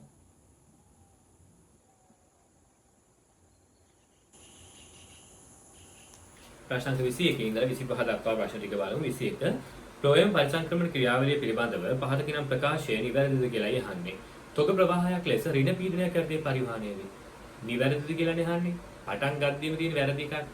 තොග ප්‍රවාහ කතන්දරේ ඍණ පීඩනයක් යටතේද වෙන්නේ? නැහැ. ඍණ පීඩනයක් යටතේ වෙන්නේ සෛලම පරිවහණය. ෆ්ලෝයම් පරිවහණය අපි විස්තර කරන්නේ පීඩන ප්‍රවාහ කල්පිතය කියලා. හරි. ඒක ධන පීඩනයක් යටතේ සිද්ධ වෙන්නේ. පළවෙනි වර්ණයේ වැරදි. තොග ප්‍රවාහයක් යටතේ ධන පීඩන අනුක්‍රමණයක් ඔස්සේ තමයි සිද්ධ වෙන්නේ. ෆ්ලෝයම් විශේෂ ප්‍රභවයේ සිට අපායනී දක්වා පැයට මීටර 10ක වේගෙන් ගමන් කරයි. පැයට මීටර 10ක් නෙමෙයි. පැයට මීටරයක වේගෙන් ගමන් කරන්නේ. හරි. ෆ්ලෝයම් පරිවහණය වෙන්නේ පැයට මීටරයක වේගයක. ඒකත් වැරදි. අපායනයේදී නිදහස් වීම සාන්ද්‍රය සෑම විටම පෙනෙන තලය තුල පෙනෙන තලය නෙමෙයි හදාගන්න. අපායනයේදී නිදහස් වීම සාන්ද්‍රය සෑම විටම පෙනෙන නලය තුල ඇති සාන්ද්‍රණයට වඩා වැඩිය. අපායනයේදී නිදහස් වීම සාන්ද්‍රණය පෙනෙන නලයේ තියෙන සාන්ද්‍රණයට වඩා වැඩි. බොරු. ඇයි? අපායනයේදී හැමතිස්සෙම නිදහස් වීම සාන්ද්‍රණය අඩුයි. හරි. ප්‍රභවය ආසන්නයෙන් ගේන පෙනෙන නලයේ සෛලය තුල තමයි ළමයි ද්‍රාව්‍ය භාවය වැඩි. හරි. අපායනයේදී හොඳට මතක තියාගන්න මෙතන ඉඳලා මෙතෙන්ට යන්නේ සුක්‍රෝස් අක්‍රියවයි. අපි මේක කියනවා ෆ්ලෝයමිය මොකක් කිරීම කියලාද? ෆ්ලෝයමිය හර කිරීම. මේකේ ෆ්ලෝයමිය බැර කිරීම. හරි. ෆ්ලෝයමිය හර කිරීම. මතක තියාගන්න ෆ්ලෝයමිය හර කිරීම වෙන්නේ අක්‍රියව. සාන්ද්‍රණ අනුක්‍රමණය ඔස්සේ මේ පැත්තේ සාන්ද්‍රණය වැඩි, මේ පැත්තේ සාන්ද්‍රණය අඩුයි. හරි. මේ පැත්තට එන සුක්‍රෝස් ටික ඔක්කොම නැත්තම් CV ටික ඔක්කොම මොනවා කරනවද? එක්ක පරිවෘත්තිය ලක් කරනවා, නැත්තම් වර්ධනය සඳහා යොදා ගන්නවා. එහෙම නැත්තම් මේ ටික මොනවා කරනවද? ජල අද්‍රාව්‍ය පිෂ්ඨය වැනි පොලිසැකරයිඩයක් බවට පත් කරනවා. පිෂ්ඨය වැනි ජල අද්‍රාව්‍ය පොලිසැකරයිඩයක් බවට පත් කරනවා. ඒ නිසා හැමතිස්සෙම මේ පැත්තේ ජල ද්‍රාව්‍ය සුක්‍රෝස් සාන්ද්‍රණය හැමතිස්සෙම අඩුයි. හරි. ජල ද්‍රාව්‍ය සුක්‍රෝස් සාන්ද්‍රණය හැමතිස්සෙම අඩුයි. එතකොට තමයි සාන්ද්‍රණ අනුක්‍රමණය මේ පැත්තට තියෙන්නේ. මේ සාන්ද්‍රණ අනුක්‍රමණය ඔස්සේ තමයි මොනවා වෙන්නේ? අක්‍රිය පිෂ්ඨය මේ පැත්තට එන්නේ. දැන් මෙතන මොකද්ද මේ කියන්නේ? මෙයාලා කියනවා අපායනේ නිදහස් වීම සාන්ද්‍රණය සෑම විටම පෙනෙන නලය තුල ඇති සාන්ද්‍රණයට වඩා වැඩි නෙමෙයි අඩුය. නැත්තම් මේ විදිහට සාන්ද්‍රණ අනුක්‍රමයක් තියාගන්න බෑනේ. යාබදව පවතින පෙනෙන නලය තුලින් යුෂය එකම දිශාවට පමණක් පරිවහණය වේ. යාබදව තියෙන පෙනෙන නලය තුලින් යුෂය එකම දිශාවට පරිවහණය වේ. අමූලික බොරුවක්. ඇයි? ෆ්ලෝයම් පරිවහණය ද්විදිශාත්මකයි. හරි. ප්‍රභාවය ශාක පත්‍රයක් වෙද්දී ෆ්ලෝයම් පරිවහණය වෙන යට පැත්තට. හරි. පැහැදිලිද? මේ හලගෙඩිය ගෙනල්ලා අපි හිටවනවා කියලා හිතන්නකෝ. හරි. මේක මෙතනින් ගලවලා ගෙනල්ලා හිටවනවා. එතකොට මේකේ පැලයක් එනවනේ. හරි. එතකොට ඔන්න ඔය ලපටි පත්‍ර මේ තියෙන්නේ. හරි. ලපටි පත්‍ර මේ තියෙන්නේ. එතකොට මේකෙන් මෙන්න මේ ලපටි පත්‍ර නිර්මාණය කිරීම සඳහා මේ පැත්තේ ප්‍රෝටීන සංශ්ලේෂණය වෙන්න මේ පැත්තට අවශ්‍ය ශක්තිය නිෂ්පාදනය කරගන්න මෙයාගේ ගබඩා කරලා තිබ්බ ටික මෙහෙම උඩට ගෙනියන්නේ. හරි. එතකොට මොකද වෙන්නේ? එතකොට ෆ්ලෝයම් පරිසංක්‍රමණය වෙන්නේ උඩ පැත්තට. උඩ පැත්තට. එතකොට පෙරේරල් සෛල තුලින් දෙදිශාවටම ද්විදිශාත්මකව ගමන් කරනවා. මෙයාලා කියන්නේ එකම පැත්තට ගමන් කරනවා කියලා වැරදි. දෙපැත්තට යන්න පුළුවන් ෆ්ලෝයම් පරිසංක්‍රමණය ද්විදිශාත්මක නිසා. එතකොට ඒක වැරදි. යාබදව පවතින පෙරේර නල තුලින් යුෂය එකම දිශාවට පමණක් ගමන් කරයි වැරදි. සමහර විශේෂවල පත්‍ර මධ්‍ය සෛලවල සිට පෙරේර නල ඒකක සෛල තුළට සිම්ප්ලාස්ටි ඔස්සේ ප්ලාස්මා මණ්ඩ හරහා සීනි ඇතුළු වේ නිවැරදි. හොඳට අහගන්න. සාමාන්‍යයෙන් නම් හරි මෙතන ළමයි ද්‍රාව විභාගය වැඩි, මෙයාවල ද්‍රාව විභාගය අඩුයි. ඒතර අඩු තැන ඉඳලා වැඩි තැනට සාන්ද්‍රණ අනුක්‍රමණයට විරුද්ධව සක්‍රීයව ශක්තිය වැය කළ තමයි මොනවා කරන්නේද? ෆ්ලෝයමිය බැර කිරීම කරන්නේ. නමුත් සමහර ශාකවල හරි විශේෂ ලස්සන සිද්ධියක් වෙනවා. හරි. සමහර ශාකවල මේ පත්‍ර මධ්‍ය සෛලවල තියෙන සුක්‍රෝස් මොකද දන්නවද වෙන්නේ? සෛලයෙන් සෛලයට සම්බන්ධිතව මෙන්න මේ විදිහට ක්ලාස් බන්ධ දිගේ මෙතෙන්ට එනවා. දැන් ඔයාලා හිතන්නකො මෙහෙම මේ සයිඩෙන් මේකට මේකෙන් මේකට පටලයක් හරහා යන්නේ නැතුව කෙලින්ම ප්ලාස්ම බඳ දිගේ එනවා. මෙහෙම ආවොත් එහෙම මෙතන මොනවද වෙන්නේ නැද්ද ළමයි? මේකට ශක්තිය වැය වෙන්නේ නැහැ. මේ ඉන්නේ විසරණයෙන්. හරි? මේක නිතරම MCQ අහනවා. මේ ඉන්නේ විසරණය හරහා එන්නේ. ඒතකොට මේ බැල කිරීම අක්‍රියයි. සාමාන්‍ය ශාකවල ෆ්ලෝයමීය බැල කිරීම සක්‍රිය ක්‍රියාවලිය. නමුත් සමහර ශාකවල ෆ්ලෝයමීය බැල කිරීම විසරණය නම් අක්‍රිය ක්‍රියාවලිය හරහා වෙනවා. පත්‍ර මැද සෛලවල ඉඳලා සුක්‍රෝස් කොහොමද එන්නේ? ප්ලාස්ම බද්ධ හරහා අක්‍රියවයි එන්නේ. ඔකත් මතක තියාගන්න. එතකොට නිවැරදි උත්තරේ වෙන්නේ උත්තරය අංක 5. යන 21 වෙනි ප්‍රශ්නේ නිවැරදි උත්තරේ වෙන්නේ 21ට උත්තරය අංක 5. 22 බලන්න. 22. ශාකවල හරිතක්ෂය ඇතිවීමට හේතු නොවන්නේ පහ සඳහන් කුමන මූලද්‍රව්‍යද කියලා අහනවා. නයිට්‍රජන්. පරිණත පත්‍රවල නැත්නම් මේරු පත්‍රවල සම්පූර්ණ පත්‍රයම කහපාට වෙලා යනවා. හරි? අපි ඔකට කියනවා මේරු පත්‍රවල හරිතක්ෂය කියලා. මේරු පත්‍රවල හරිතක්ෂය. ඔන්න ලියා ගන්න. මේරු පත්‍රවල හරිතක්ෂය. මෙන්න මේ මූලද්‍රව්‍ය ගුණතාවයන් ගැන මම YouTube වීඩියෝ එකක් දාලා තියෙනවා. ඔයගොල්ලෝ YouTube වීඩියෝ එකක් බලලා අපව මතක් කරගන්න. හරි? ෆොස්ෆරස් නිසා මොකද වෙන්නේ? නාරටි අතර. හරි?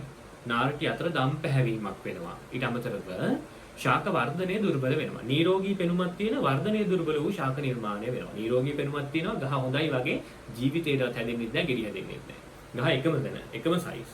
හරි ඒ ෆොස්ෆරස් උණතාවය. සල්ෆර් උණතාවය ලපටි පත්‍ර හරිතක්ෂය ඇති වෙනවා. ලපටි පත්‍ර සම්පූර්ණයෙන් කහ පාට වෙනවා සල්ෆර් උණතාවය නිසා. යකඩ උණතාවය ලපටි පත්‍රවල අන්තර්නාරටි හරිතක්ෂය නැත්නම් නාරටි අතර හරිතක්ෂය. නාරටි කොළ පාටයි, නාරටි මැද කහ පාට වෙනවා. හරි? යකඩ නිසා මොකද වෙන්නේ? ලපටි පත්‍රවල නාරටි අතර හරිතක්ෂය. මැග්නීසියම් නිසා පරිණත පත්‍රවල නාරටි අතර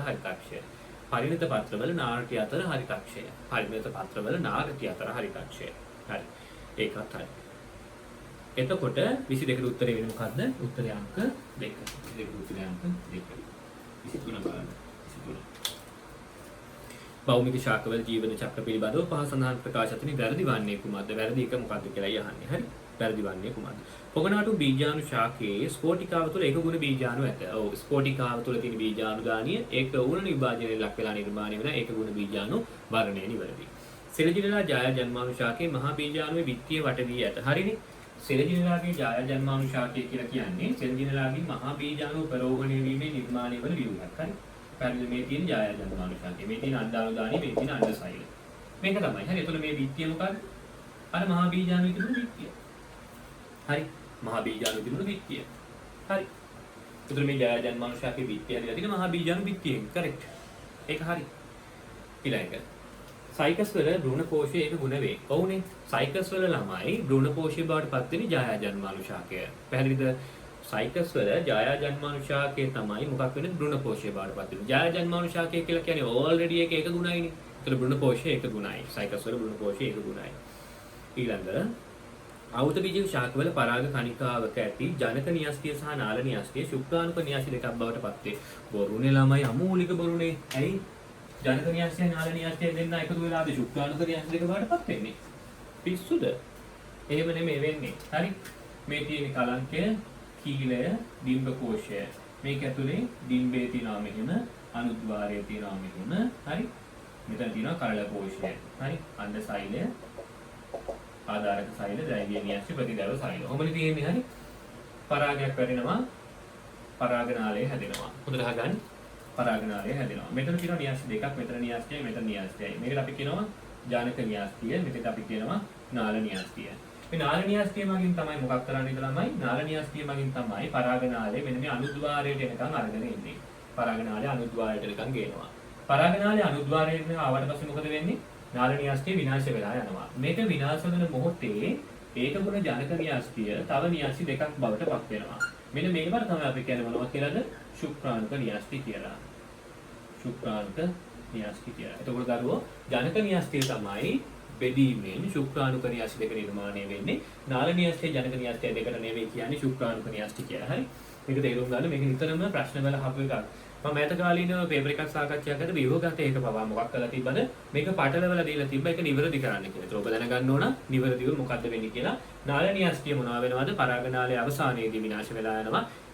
ඒ මොහොතේම ජනක න්‍යාස්තිය මොනවා වෙනවද? විනාල න්‍යාස්තිය විනාශ වෙන මොහොතේ ජනක න්‍යාස්තිය ශුක්‍රාණුක න්‍යාස්තිය දෙකක් බවට පත් වෙනවා. ඒක නිසා මෙතන මේ හතරවෙනි වර්ණය අමූලික බොරුවක්. මෙතන අහන්නේ වැරදි වගන්තිය. ඒ අනුව උත්තරේ තමයි 4. හරි. නෙෆ්‍රොලෙටිස් ලබඩි බීජාණුශාකය මුල් අවධියේදී මුල් අවස්ථාවේදී ජන්මාණුශාකයේ මත සම්පූර්ණයේ ඇතේ. මතක තියාගන්න බීජ ශාකවල ජන්මාණුශාක හැමතිස්සෙම බීජාණුශාක හැමතිස්සෙම ජන්මාණුශාකයේ මත යැපෙනවා. ආරම්භයේදී නැත්නම් මුල් කාලයේදී හැම බීජාණුශාකයක්ම ජන්මාණුශාකයෙන් පෝෂණය ලබාගෙන ජන්මාණුශාකයේ මත යැපෙනවා. ඒ අනුව පස්වෙනි වර්ණය නිවැරදි. 23 සඳහා වැරදි උත්තරේ අංක 4. 24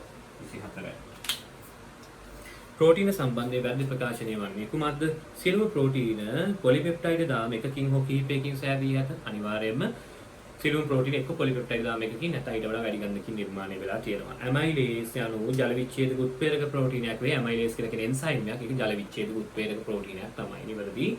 ප්‍රියෝන ජීවි දේහ තුළ දැකිය නොහැකි ප්‍රෝටීනයක් වේ.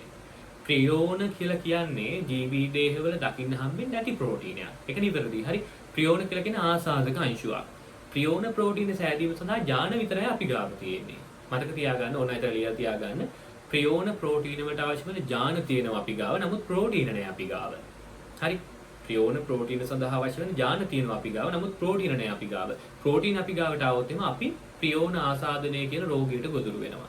ඒ අනුව තුන්වෙනි වර්ණයක් ඉවරයි. ජීවි දේහ තුල දැකිය නොහැකි ප්‍රෝටීනයක් වේ. ළමයි ඇත්තටම මෙහෙමයි. ප්‍රියෝන ප්‍රෝටීන සෑදීම සඳහා දායක වන ඥාන අපේ සෛලවල තියෙනවා. හරි. පැහැදිලිද? ඒක නිසා ප්‍රියෝන ප්‍රෝටීන වල මෙන්න මෙහෙම එකක් තියෙනවා. ප්‍රියෝන කියලා කියන්නේ ආසාදනයක්. හරි. ඒවා අපි ඉස්සරහ ශුද්ධ ජීව විද්‍යාවේදී ගන්නවා. මේ විදි සමහරක් ළමයි. ඔයාලගේ සමහර ළමයි මේ විදි මේව ඉගෙනගෙනයි තියෙන්නේ. හරි. ඒක තමයි චුට්ටක් පැහැදිලි කරන්න. ප්‍රියෝන් ජීන්ස්. හරි. අපේ ඥානවල තියෙනවා ළමයි ප්‍රියෝන ඥාන. ප්‍රියෝන් ජීන්ස්. හරි. මෙන්න මේ ප්‍රියෝන් ජීන්ස් වලින් හැදෙනවා අපේ ප්‍රියෝන ප්‍රෝටීන. හැබැයි මේ ප්‍රියෝන ප්‍රෝටීන මොනවද?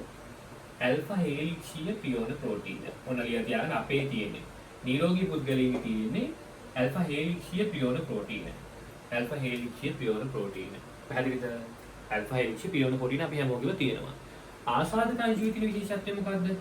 එතකොට දැන් අපි ආසාදක අංශුවෙන් ආසාදන වුණොත් එහෙම ආසාදක අංශුවේ තියෙන ළමයි බීටා රැලි තලයේ තියෙන ප්‍රියෝන ප්‍රෝටීන. හරි. බීටා රැලි තලයේ තියෙන ප්‍රියෝන ප්‍රෝටීන. මෙව්ව අපේ ඇඟේ නෑ. හරි. ප්‍රියෝන ප්‍රෝටීන අපේ ඇඟේ තියෙන ඇල්ෆා හේලික්ෂීය ප්‍රියෝන ප්‍රෝටීන අපේ ඇඟේ තියෙන බීටා රැලි තලයේ තියෙන ප්‍රියෝන ප්‍රෝටීන අපේ ඇඟේ නෑ. හරි. බීටා රැලි තලයේ තියෙන ප්‍රියෝන ප්‍රෝටීන නෑ. මේක තමයි නැත්තේ මේක තමයි තියෙන්නේ. හරි.